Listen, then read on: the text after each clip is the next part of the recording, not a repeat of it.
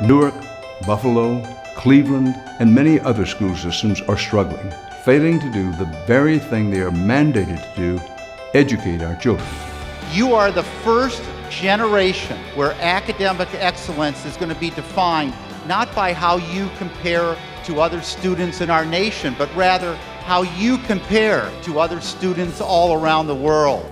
It is absolutely critical for every one of you to be able to get a high-quality educational experience.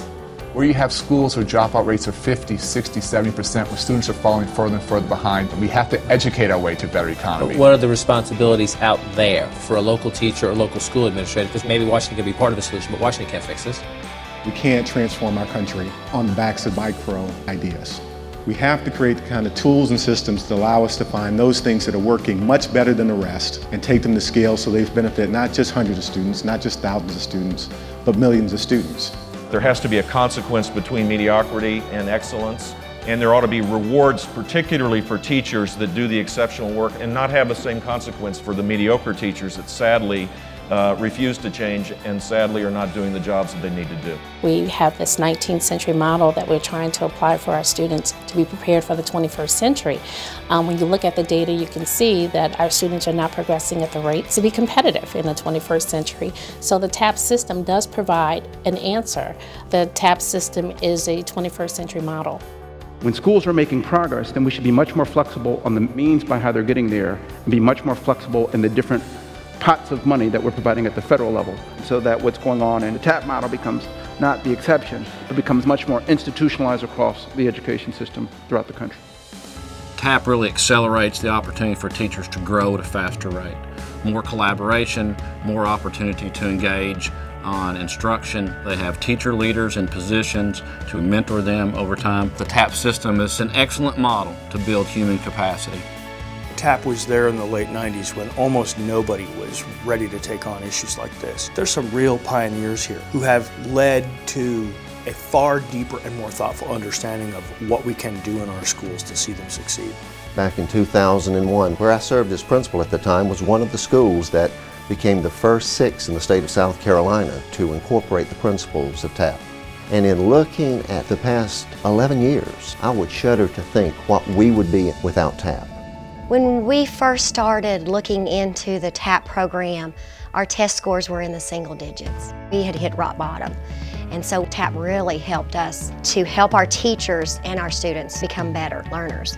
No longer are we just a science or social studies teacher. Everyone is a literacy teacher and everyone is a math teacher. People who come into our building now who came before TAP frequently tell us that it's a completely different school. The kids are on task, they're happy, they're excited about learning. Teachers feel as if they have the support, the resources that they need to be effective, and they feel as if they're making a difference. When things work, other superintendents, other school districts, other principals want to be part of it. They see the results and they say, I want that in my school, I want that in my district. And I think you can see that by the rapid expansion of TAP.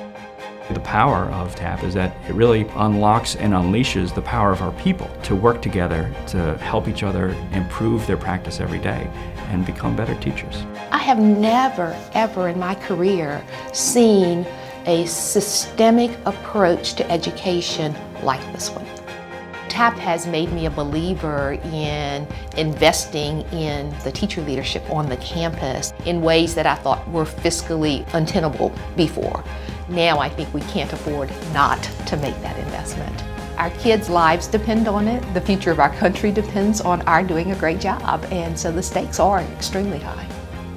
I ask every teacher to invest in this school. And when you invest in something, you invest with it, your heart, your mind, your body, and your soul. Because we're at war against mediocrity. We're at war against illiteracy. We're at war against anything that does not promote education. It need not take a calamity to clear the way for fundamental change. What it does take is nerve and will, talent and energy, courage. We will have a system of education in which every student in every school in America is guided and taught by a person worthy to be known as a teacher.